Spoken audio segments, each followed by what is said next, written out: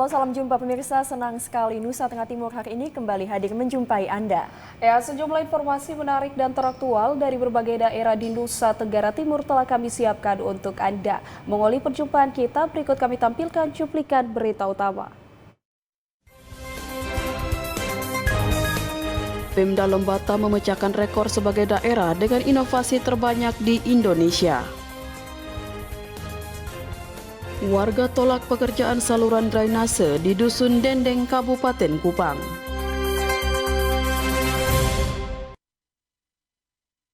Ya, dua cuplikan berita utama tadi yang kena merangkai dengan sejumlah informasi lainnya. Bersama saya, Komang Astri. Dan saya Dina Pova, inilah Nusa Tenggara Timur hari ini selengkapnya untuk Anda.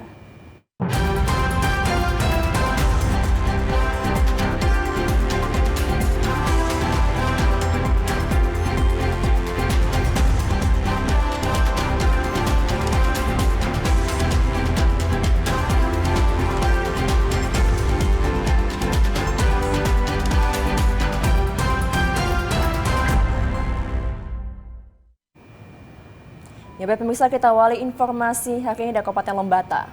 Pemda Lembata memecahkan rekor sebagai daerah dengan inovasi terbanyak di Indonesia, yakni 82.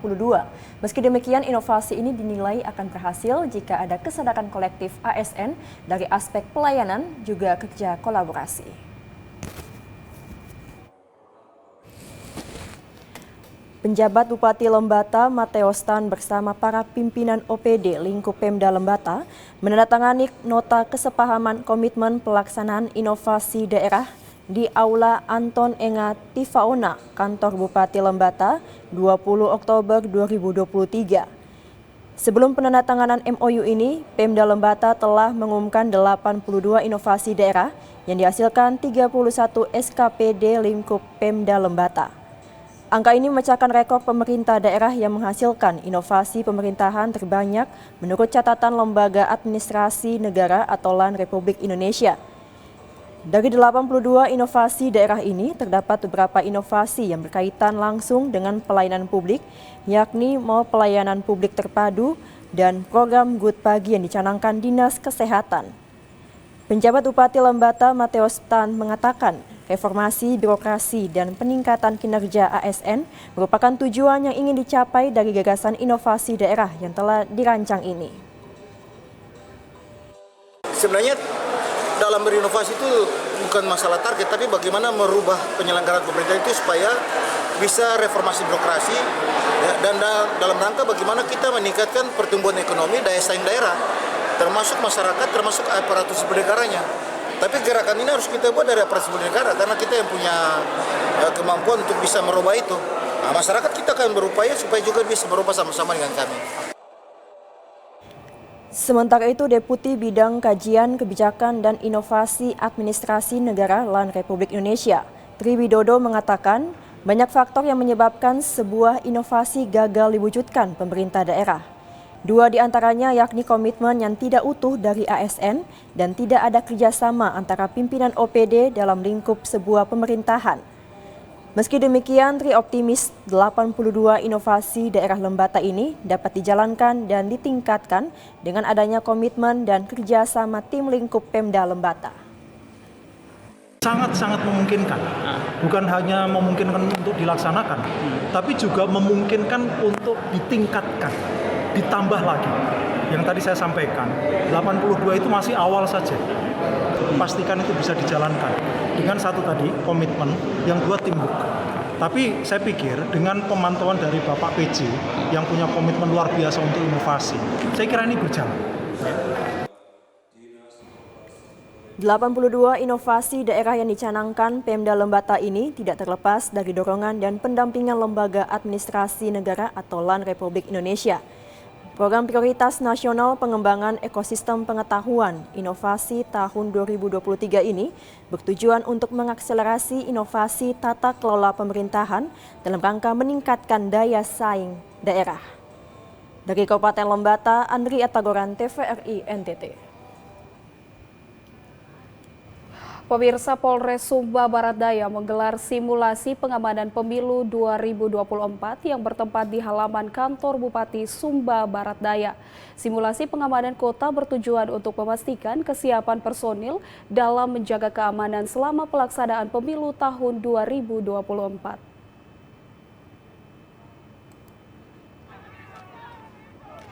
Simulasi pengamanan kota melibatkan berbagai komponen kepolisian, termasuk Satlantas dan Sabhara Polres Sumba Barat Daya. Dalam simulasi diceritakan saat pencoblosan sedang berlangsung, ada beberapa oknum memprovokasi massa sehingga terjadi keributan. Aparat gabungan kemudian mengamankan 2 pemuda karena dalam keadaan mabuk dan membuat keributan di lokasi tempat pemungutan suara. Ketegangan semakin meningkat ketika sejumlah anggota masyarakat tidak puas dengan tindakan polisi dalam mengamankan situasi. Situasi semakin tidak kondusif, aksi saling dorong-mendorong dan saling melempar batu antara massa pun terjadi yang mengakibatkan luka parah pada salah satu massa aksi akibat terkena lemparan. Personil Brimob bergerak cepat untuk mengamankan situasi dengan tindakan preventif, termasuk penembakan peringatan untuk meredakan ketegangan. Selain itu, dalam pengamanan simulasi ini ditemukan 2 benda yang diduga sebagai bahan peledak oleh anggota personil Gegana Brimob Batalion C.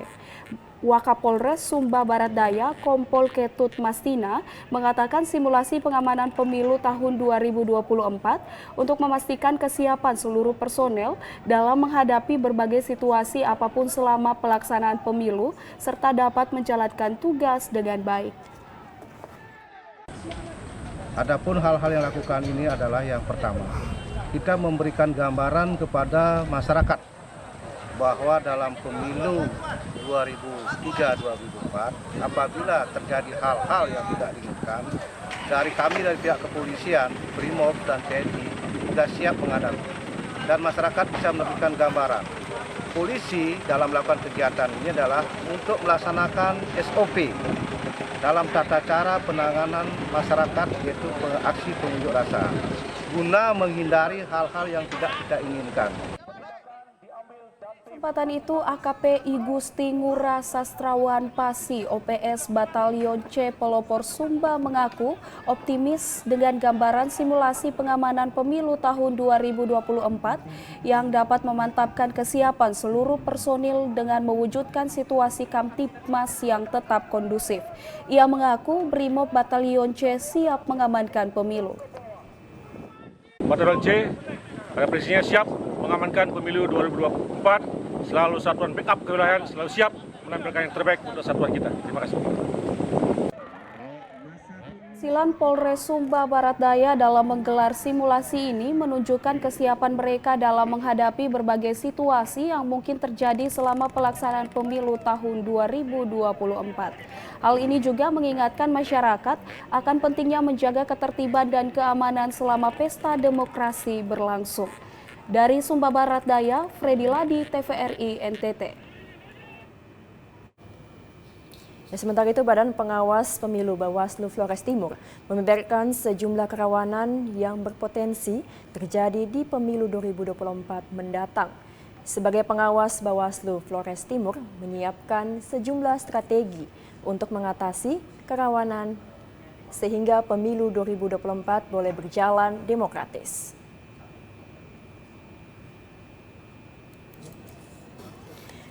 Ketua Bawaslu Flores Timur, Ernesta Katana, menjelaskan isu kerawanan itu antara lain kerawanan hak pilih pemilih yang belum memiliki KTP elektronik, khususnya pemilih pemula. Kemudian masih banyak pemilih Flores Timur yang hingga saat ini tidak berada di tempat sesuai DPT. Bawaslu juga memastikan agar dokumen C6 tidak didistribusikan saat hari pencoblosan, sehingga tidak terjadi potensi penyalahgunaan hak pilih. Sementara potensi kerawanan lainnya adalah pendistribusian logistik pemilu, di mana pada bulan Februari adalah puncak musim hujan yang dapat mempengaruhi pelaksanaan pendistribusian logistik, apalagi Flores Timur merupakan kabupaten kepulauan. Selain itu, potensi penyalahgunaan kewenangan netralitas ASN, serta potensi kerawanan politik uang, politik identitas, dan berita hoax yang mestinya diantisipasi secara dini baik oleh Bawaslu secara kelembagaan maupun media massa. Indeks kerawanan pertama yang kami lihat yang berpotensi terjadi di Flores Timur, yang pertama adalah ada pemilih DPT kita yang belum memiliki eKTP.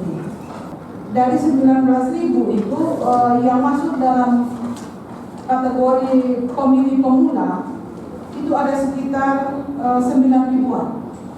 Yang berikut, teman-teman sekalian, di DPT kita yang sekarang 208.000-an itu, teman-teman kami di tingkat bawah PKD 14 Cam itu terus melakukan konsolidasi.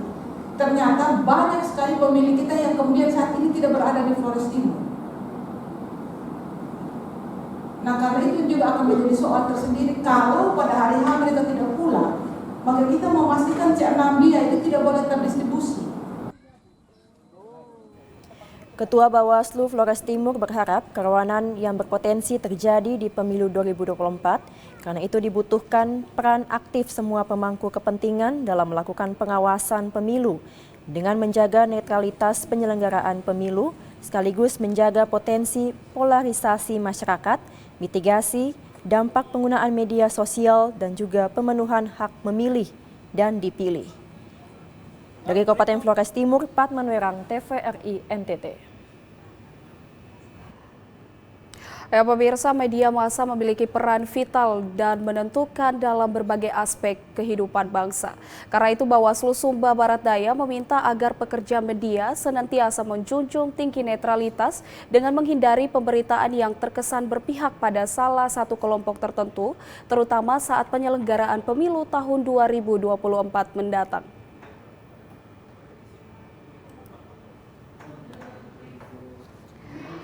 Ketua Bawaslu Kabupaten Sumba Barat Daya, Yeremias Bayoraya Kewanan, pada kegiatan media gathering bersama awak media mengatakan media adalah tiang penyangga demokrasi. Salah satu penyelenggara pemilu, Bawaslu sangat menyadari pentingnya fungsi dan peran media dalam mengawal dan mengawasi hajatan pesta demokrasi.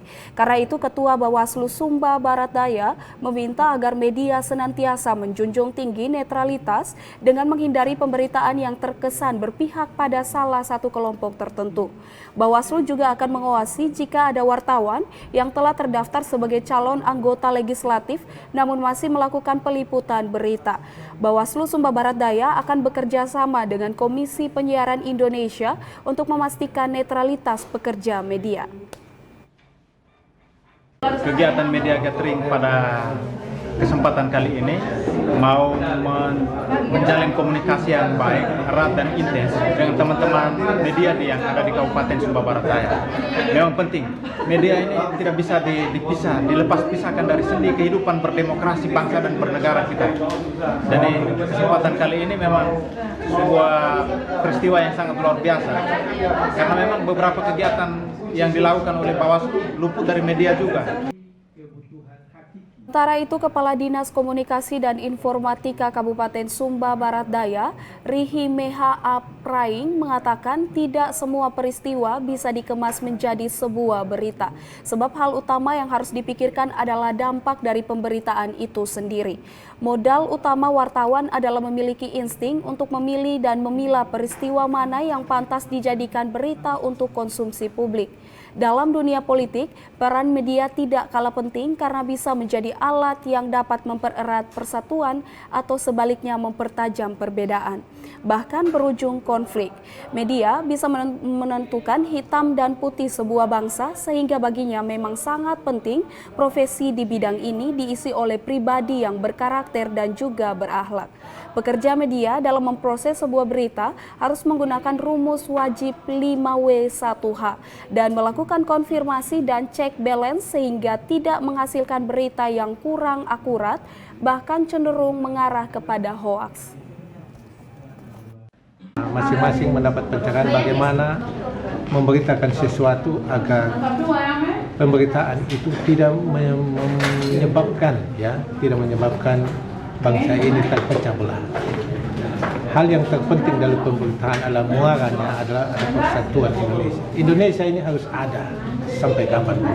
Oleh karena itu pemberitaan itu harus benar-benar bijak, ya, harus benar-benar memberikan satu edukasi kepada masyarakat sehingga masyarakat itu mendapatkan pemberitaan yang baik sehingga dia teredukasi dan menjadi masyarakat yang memiliki kemampuan yang baik untuk bangsa ini. Dari Sumba Barat Daya, Freddy Ladi, TVRI NTT. Ya pemirsa, dalam rangka mempererat silaturahmi dengan media massa, Badan Pengawas Pemilu atau Bawaslu Kabupaten Flores Timur menggelar media gathering bersama awak media cetak maupun online atau media elektronik dengan tema lewat pemberitaan media sukseskan pemilu 2024.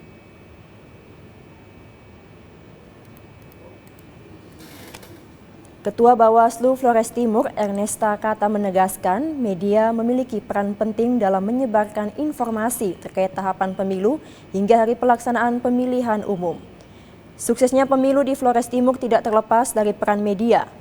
Pada tahapan pemilu, media diharap dapat menjadi corong informasi ke masyarakat atau dapat membantu Bawaslu dalam melakukan pengawasan partisipatif. Secara kelembagaan, kami menginginkan peristiwa hari ini pertama menjadi langkah konsolidasi kita antara Bawaslu dan teman-teman media untuk kemudian kita bergandengan tangan memastikan pertama bahwa pelaksanaan seluruh tahapan pemilu itu berjalan sesuai dengan ketentuan dan aturannya. Kami yakin kalau Bawaslu sendiri yang mengawasi proses itu tanpa didampingi oleh teman-teman itu juga tidak akan bisa kami jangkau seluruh pelosok Flores Timur ini. Sementara itu, Freddy Wahon, salah satu wartawan senior, menegaskan dalam rangka penguatan demokrasi, media harus menjadi bagian sinergitas dengan Bawaslu.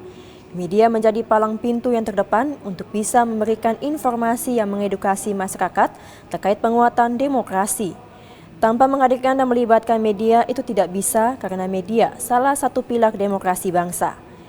Freddy Wahon juga mengajak seluruh masyarakat Flores Timur agar menentukan pilihan secara cerdas dalam pesta demokrasi. Bawaslu kan punya satu orang di setiap desa PRD.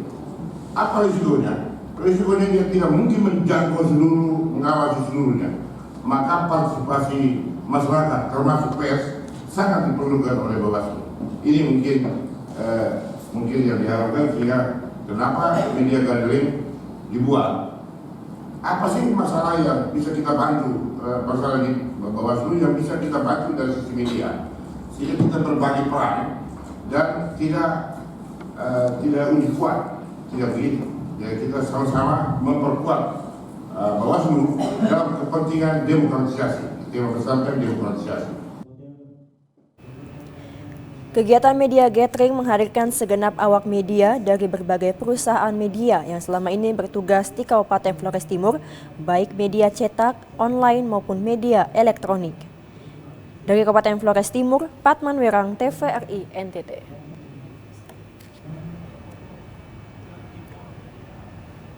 Ya pemirsa, kami akan kembali dengan sejumlah informasi menarik lainnya. Untuk itu tetaplah bersama kami.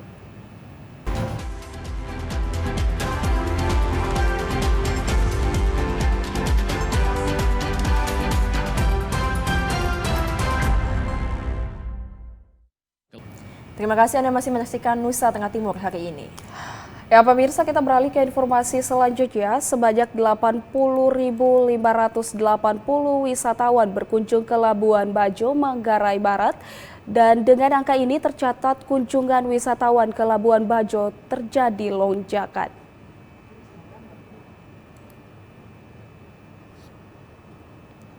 Angka kunjungan wisatawan dari bulan Januari hingga Oktober 2023 mengalami kenaikan yang sangat signifikan dibanding tahun-tahun sebelumnya. Data Dinas Pariwisata dan Ekonomi Kreatif Manggarai Barat mencatat ada 80.580 wisatawan yang telah berkunjung. Ada 36.867 wisatawan mancanegara yang ke Labuan Bajo, sedangkan wisatawan Nusantara ada 43.713 kunjungan. Data Dinas Pariwisata terkait angka kunjungan ini juga mencatat terjadinya peningkatan pendapatan asli daerah yang saat ini berada di angka 4,3 miliar rupiah. Diperkirakan angka ini akan terus naik dan mengingat akan ada sejumlah event internasional digelar di Labuan Bajo di penghujung tahun 2023. Dari Manggarai Barat, Alexandro Hatol, TVRI NTT.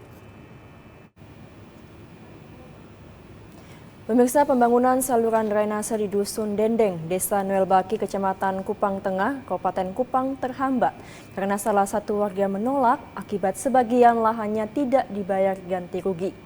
Aksi penolakan warga ini membuat pengerjaan saluran drainase sempat mandek hampir 1 bulan.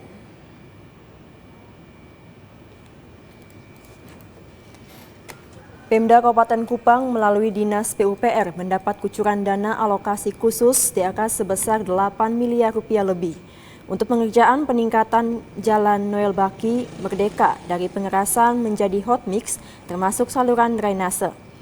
Sebelum dikerjakan, tim PUPR bersama warga setempat melakukan pertemuan terkait lahan warga yang dijadikan jalan dan saluran drainase. Warga kemudian sepakat memberikan sebagian lahan tanpa minta ganti rugi. Saat pembangunan saluran drainase tepatnya di pekarangan rumah milik Anis Funan, kemudian mengusir pekerja agar tidak melanjutkan pekerjaan. Ulah Anis Funan, pihak desa, kecamatan maupun dinas dan aparat keamanan setempat turun lokasi menemui Anis Funan untuk bernegosiasi agar pekerjaan dilanjutkan. Namun Anis Funan bersikeras harus bayar ganti rugi. Camat Kupang Tengah, Robi Meok, mengatakan Desa Noel Baki seharusnya bersyukur pemerintah Kabupaten Kupang menggelontorkan dana cukup besar. Awal pekerjaan tidak ada penolakan termasuk Anis Funan sehingga dilakukan penggalian. Bagi yang merasa keberatan silahkan tempuh jalur lain, tapi demi kepentingan masyarakat umum pekerjaan tetap dilanjutkan.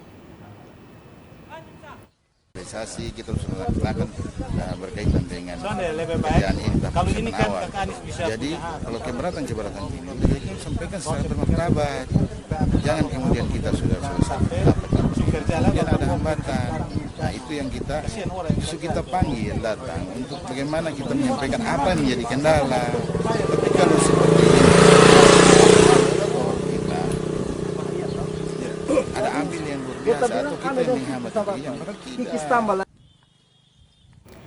Kades Noel Baki Oktavianus Logo Buka mengatakan atas dukungan masyarakat, pekerjaan saluran ini segera dilanjutkan demi kepentingan umum. Untuk itu pihaknya sangat berharap agar pekerjaan ini cepat selesai dalam tahun ini. Mungkin saja tanah kita yang digeser sedikit saja, mari kita merelakan untuk kepentingan umum. Karena itu saya mohon dengan hormat kepada seluruh masyarakat supaya kita mendukung program pemerintah. Karena tidak semua dapat hot mix seperti ini, tidak semua daerah. Justru kita Desa Noel Baki mendapat ini jalan hot mix ini yang sangat bagus ini. Dari Kabupaten Kupang, Max Foni, TVRI NTT. Pemirsa, harga beras di pasar tradisional Kota Betun, Kabupaten Malaka masih sangat tinggi. Akibat kenaikan harga beras membuat omset para pedagang menurun, pasalnya dari pembeli yang sebelumnya membeli dalam bentuk karung 50 kg, kini hanya mampu membeli 5 hingga 10 kg beras saja.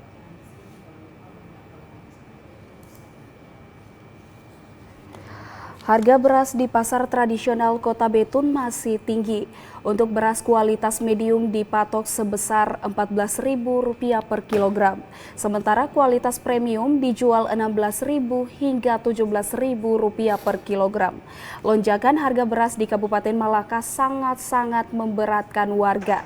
Menurut pengakuan para pedagang di pasar dalam Kota Betun, mereka terpaksa menjualnya dengan harga kisaran Rp14.000 per kilogram karena memang harga beras di tangan distributor yang masih mengalami kenaikan agar kembali modal. Rata-rata beras yang dijual di Kota Betun datang dari luar Malaka seperti Pulau Jawa dan Sulawesi. Untuk beras premium yang sebelumnya dijual Rp14.000 naik menjadi Rp16.000 per kilogram. Marta Mako, salah seorang pedagang beras, mengaku keuntungan yang mereka dapatkan hanya Rp1.000 per kilogram, sehingga keuntungan yang diperoleh sangat kecil dan cukup untuk kembali modal. 1 kilo mama jual dengan berapa? 15, saya beli 14, saya jual 15. Oh, belinya di mana? Ya. Belinya di mana? Di toko, kadang-kadang dapat beras giling, beli beras giling. Itu di toko. Di toko itu mama beli dengan harga berapa? 700 satu kali. 700. Per kilo 14. 14.000. Itu yang kembali 15 dapat 1.000. Itu yang beras jenis apa itu? Yang Sulawesi. Sejak harga naik itu sampai sekarang belum turun ya? Belum turun.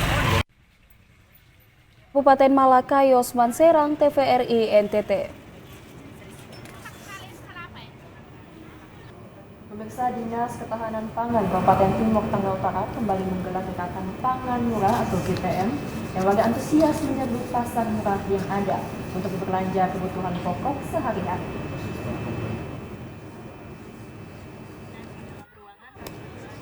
Kesekian kalinya Badan Pangan Nasional melalui Dinas Ketahanan Pangan Kabupaten Timur Tengah Utara kembali menggelar gerakan pangan murah GPM bagi warga di Kota Kevaminanu.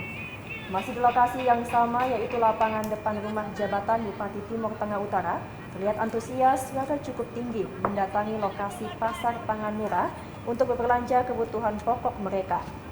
Ada berbagai kebutuhan pokok yang dijual, mulai dari beras, minyak goreng hingga kebutuhan dapur lainnya, seperti bumbu dapur dan juga sayur mayur. Harga yang dipatok pun terbilang sedikit lebih murah dibandingkan yang ada di pasaran.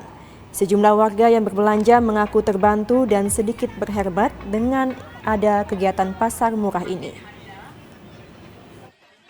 Belanja apa di pasar murah nih? Beli telur, mie, minyak goreng, bawang. Iya. Apa memangnya harganya agak murah ya? Iya, memang agak murah. Beda sedikit. Beda sedikit ya.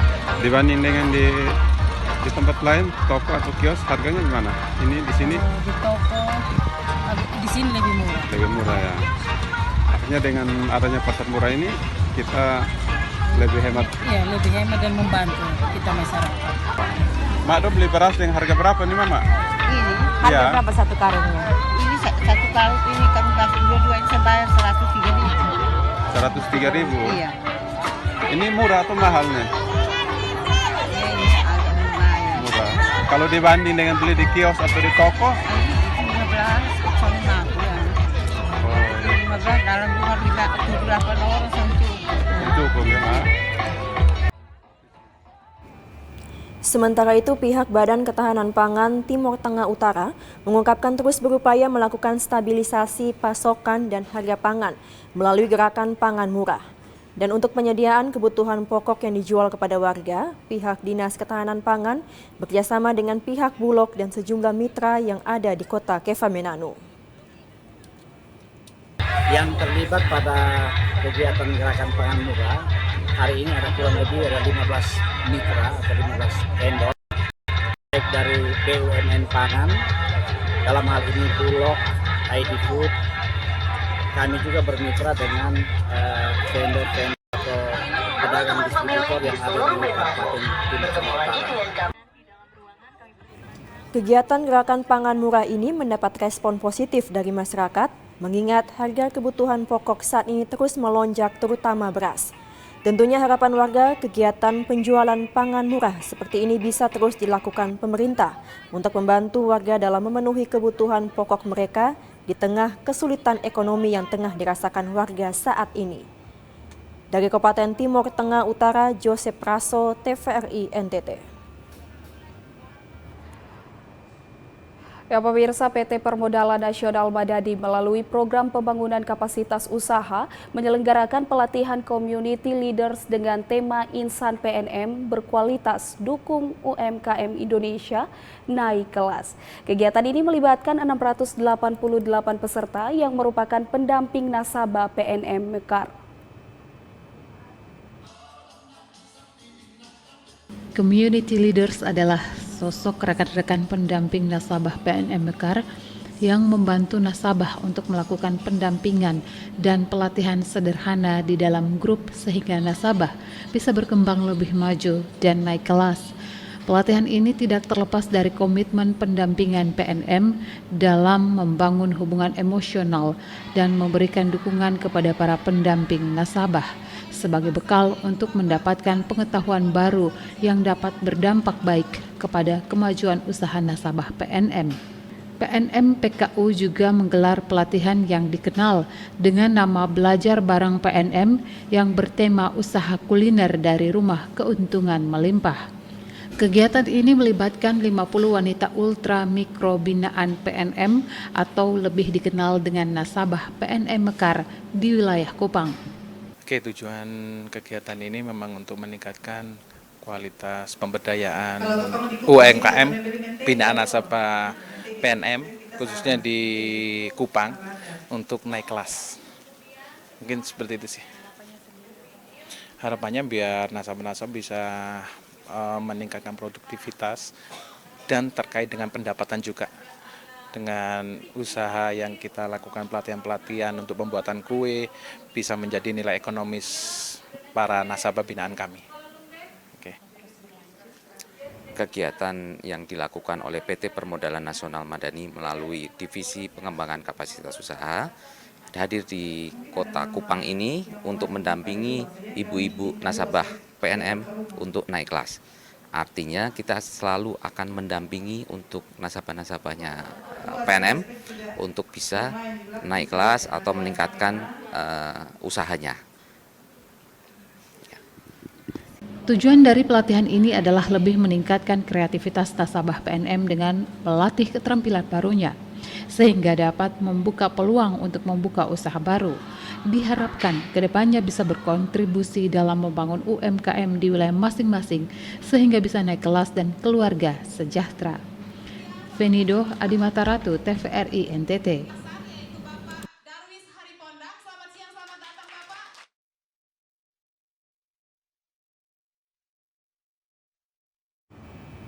Pemirsa, informasi selanjutnya dari Kabupaten Kupang akan kami hadirkan usai jeda berikut. Tetaplah bersama kami.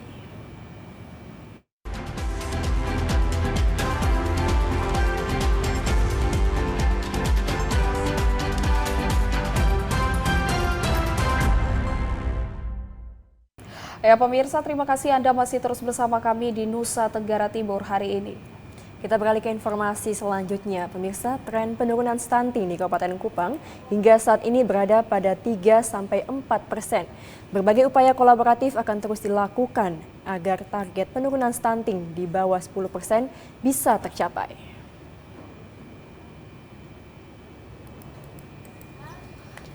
Persentase naik atau turunnya status gizi dan stunting anak setiap daerah biasanya ditentukan oleh hasil operasi penimbangan bulan Februari dan Agustus, di mana setiap puskesmas diwajibkan untuk melaporkan hasil operasi penimbangannya setelah bulan penimbangan tersebut. Biasanya setiap puskesmas melaporkan melalui penginputan data hasil penimbangan setiap anak melalui aplikasi elektronik pencatatan dan pelaporan gizi berbasis masyarakat atau EPP-GBM. Di Kabupaten Kupang misalnya, berdasarkan data pelaporan hasil operasi penimbangan Agustus 2023 melalui EPP-GBM, tren penurunan angka stunting di Kabupaten Kupang berada pada persentase 3-4%. Wakil Bupati Kupang Jerry Manave juga merupakan Ketua Tim Percepatan Penurunan Stunting atau TPPS mengatakan, pasca bulan penimbangan Agustus 2023, tren penurunan stunting berada pada 3-4%. Awalnya stunting Kabupaten Kupang berada pada angka 24%, kemudian turun ke 19%. Dari 19% kemudian Februari 2023 turun ke 16%. dan pada bulan penimbangan Agustus 2023 turun menjadi 12%. Tentunya tren penurunan ini merupakan hasil dari kerja kolaboratif yang mulai dilakukan sejak tahun 2021 dengan melibatkan berbagai lintas sektor. Juga berbagai intervensi juga dilakukan sehingga membuahkan hasil yang sangat bagus. Dengan melihat tren penurunan tim percepatan penurunan stunting Kabupaten Kupang, secara kolaboratif akan terus bekerja maksimal agar pada bulan penimbangan Februari 2023 angka stunting akan kembali turun di bawah 10% atau di bawah target nasional. Ya, bersyukur dari kerja keras kita, kerja kolaborasi kita, stunting kita menurun cukup drastis, cukup bagus, yaitu dari 2021 yang berada di angka 24,sekian%, turun ke 19,sekian%, terus lagi 2022 kita turun di 16, dan kemarin bulan Agustus, bulan timbang bulan Agustus 2023 kita sudah ada di 12%, 12,6, 12,7%, dan saya yakin tren penurunan kita ada pada 3-4%. Untuk itu saya yakin bahwa nanti pada 2024 bulan timbang Februari 2024 kita sudah akan ada di bawah 10%. Dari Kabupaten Kupang, Kris Poto, TVRI NTT. Ya pemirsa, puluhan siswa-siswi Sekolah Menengah Pertama Negeri 9 Borong yang tergabung dalam Lontol Band bakal tampil di hari ulang tahun Kabupaten Manggarai Timur November 2023 mendatang. Para siswa bakal tampil dan menampilkan musik daerah dengan alat musik yang dimainkan dengan berbahan dasar bambu.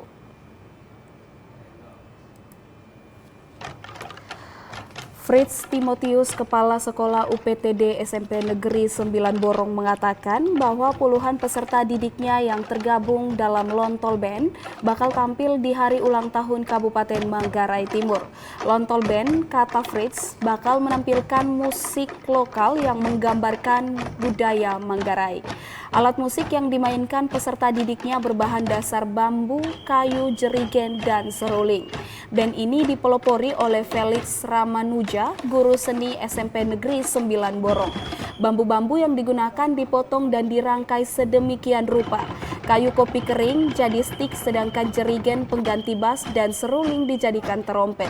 Sang pelopor Felix Ramanuja mengatakan bahwa Lontol Band sebelumnya telah memeriahkan Festival Golokoe di Labuan Bajo, dan kali ini Lontol Band bakal tampil di hari ulang tahun Kabupaten Manggarai Timur November 2023 mendatang.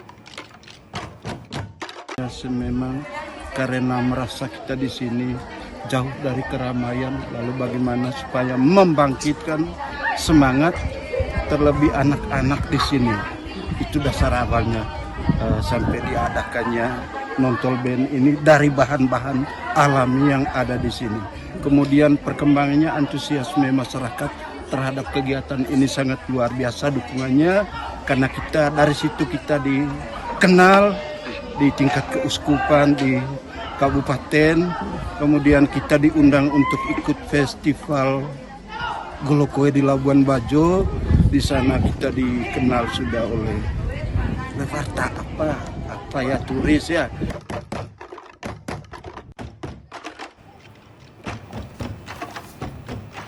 Dari Kabupaten Manggarai Timur, Paulus Tengko, TVRI NTT.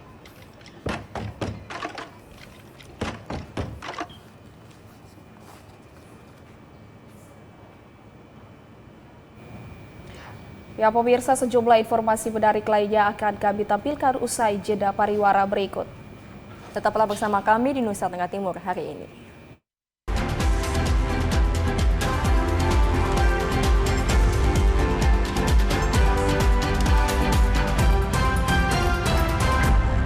Baik pemirsa, terima kasih Anda masih terus bersama kami di Nusa Tenggara Timur hari ini. Kita beralih ke informasi selanjutnya, pemirsa. Pentas seni, siswa dan proyek penguatan profil pelajar Pancasila diselenggarakan oleh SLB Negeri Pembina Kupang tahun 2023. Proyek penguatan profil pelajar Pancasila sebagai salah satu sarana pencapaian profil pelajar Pancasila diharapkan dapat memberikan kesempatan kepada peserta didik untuk mengalami pengetahuan sebagai proses penguatan karakter sekaligus kesempatan untuk belajar dari lingkungan sekitarnya. Prinsip-prinsip proyek penguatan profil pelajar Pancasila adalah holistik, kontekstual, berpusat pada peserta didik dan eksploratif. Proyek penguatan profil pelajar Pancasila bermanfaat bagi peserta didik untuk mengembangkan kompetensi serta memperkuat karakter dan profil pelajar Pancasila. Dalam kegiatan proyek profil ini, peserta didik diharapkan mampu memiliki kesempatan untuk mempelajari berbagai tema atau isu penting. Tema atau isu penting tersebut seperti perubahan iklim, anti-radikalisme, kesehatan mental, budaya, wirausaha, teknologi, serta kehidupan berdemokrasi. Tidak jauh berbeda dengan peserta didik reguler, peserta didik berkebutuhan khusus di sekolah luar biasa juga menerapkan tema yang sama terkait proyek penguatan profil pelajar Pancasila.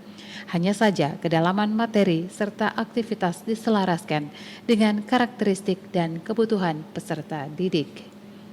Venido, Rio Jogo, TVRI NTT. Ya pemirsa, Himpunan Mahasiswa Program Studi Pendidikan Biologi menggelar Cerdas Cermat Biologi tingkat SMP MTS Nusa Tenggara Timur.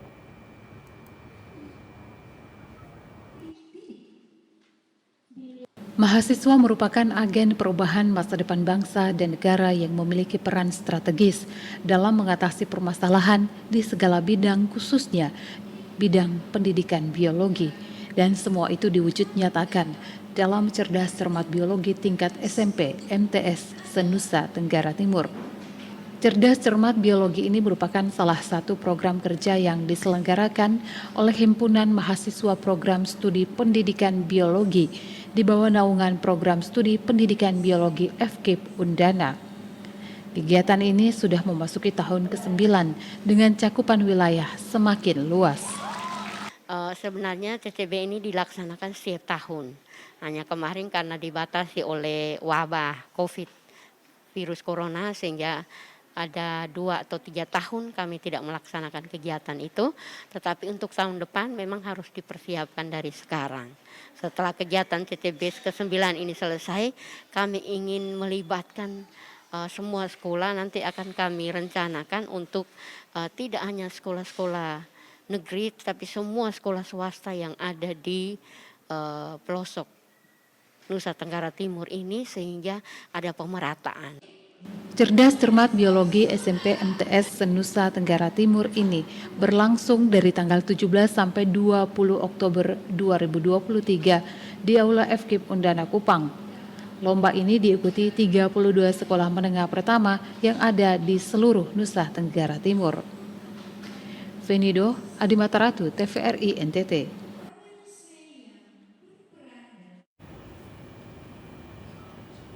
Pemirsa, perayaan 1 abad Gereja Paroki Mater Boni Konsili Bajawa merupakan perayaan syukur atas penyelenggaraan Sang Ilahi atas berkat yang melimpah selama perjalanan 100 tahun Gereja MBC di Tanah Flores yang sudah berkembang pesat dengan memberkahkan beberapa paroki untuk kebutuhan perkembangan imam Katolik sekaligus melayani bangsa dan negara tercinta.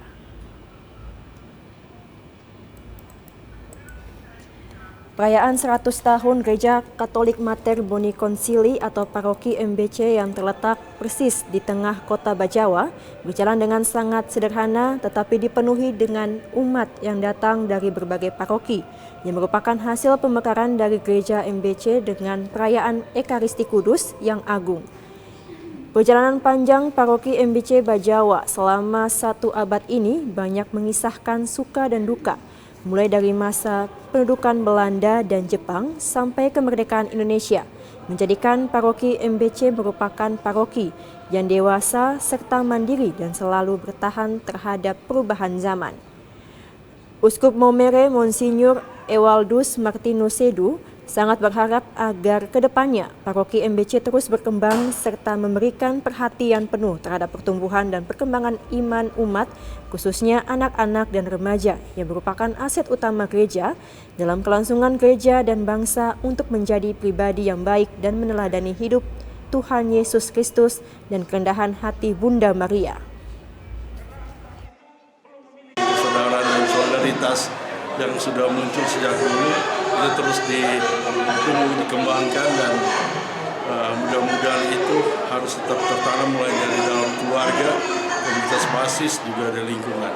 Ya, mewujudkan itu lewat solidaritas untuk orang-orang yang sangat membutuhkan, orang-orang yang perlu kita perhatikan. Jangan sampai dengan kemeriahan ini kita mengabaikan sesama kita yang sangat membutuhkan.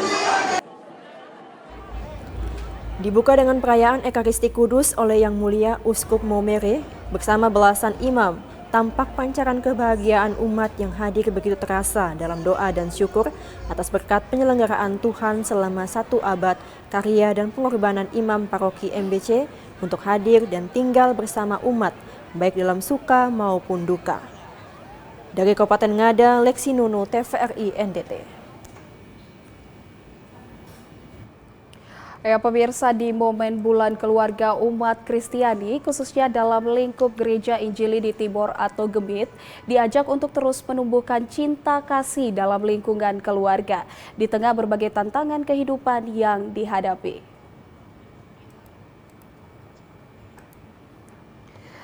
Bulan Oktober merupakan bulan yang ditandai sebagai bulan keluarga dalam lingkup Gereja Masehi Injili di Timor atau Gemit.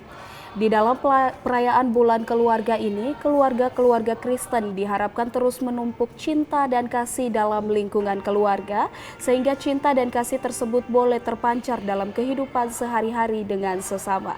Berbagai kegiatan di bulan keluarga dikemas setiap gereja untuk semakin memaknai arti pentingnya keluarga.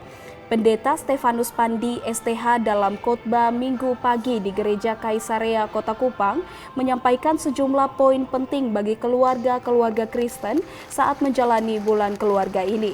Dalam menjalani, tentunya manusia tidak lepas dari pergumulan dan berbagai tantangan serta pergumulan yang dihadapi, sehingga patutnya didiskusikan dalam keluarga sebagai orang terdekat. Dan juga sebagai keluarga pun terdapat prinsip yang perlu untuk diterapkan ketika berada dalam satu pergumulan kehidupan, di antaranya bagaimana kita mendengarkan dengan empati, menawarkan bantuan, memberikan solusi, dan yang paling utama, bagaimana keluarga saling menguatkan untuk mengandalkan Tuhan dan mempercayai Tuhan serta memegang kendali dalam setiap proses kehidupan. Dalam hal ini, pergumulan yang mendewasakan umatnya. Bila kita berhadapan dengan pergumulan hidup, yang paling awal dan yang paling indah untuk kita mendiskusikan, membicarakan, mengupayakan jalan keluar dari setiap persoalan hidup bagi anggota keluarga adalah dimulai dari dalam keluarga. Amin. Mendengar secara empati, menawarkan bantuan. Kalau dia mau, lanjutkan. Kalau dia tidak mau, kita tidak usah lanjutkan. Tapi kalau dia mau kita memberikan bantuan, maka hal yang selanjutnya adalah memberikan solusi. Yang keempat adalah mempercayai Tuhan dan kuasa-Nya. Ini juga dikemas dengan berbagai rangkaian acara yang mendekatkan umat Kristiani dan keluarga, salah satunya yang dilakukan Gereja Kaisarea Kota Kupang dengan adanya lomba paduan suara bagi umat. Esther Siubelan, Adi Mataratu, TVRI NTT. Pemirsa, Kepolisian Polres Manggarai Barat melakukan aksi penanam pohon di pesantren Burak Labuan Bajo. Sedikitnya sekitar 600 anakan pohon berhasil ditanam.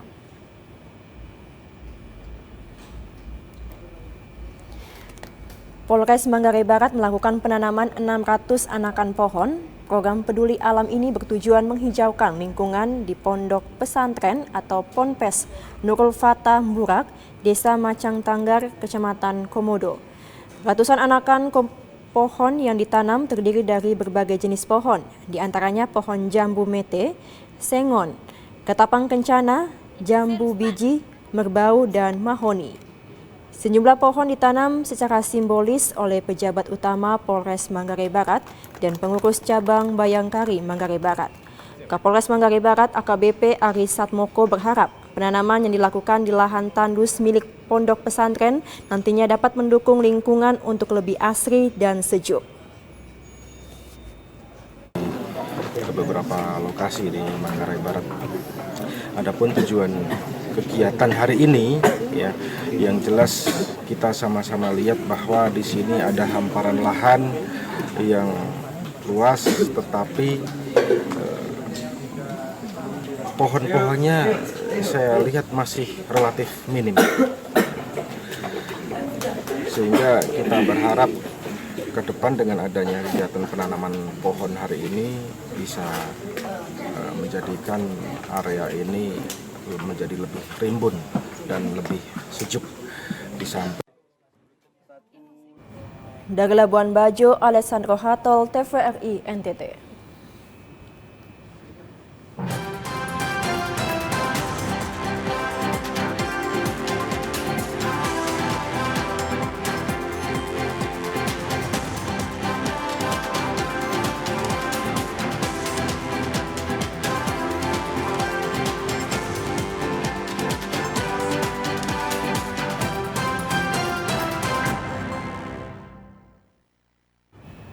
Ya pemirsa, informasi tadi sekaligus mengakhiri perjumpaan kita kali ini.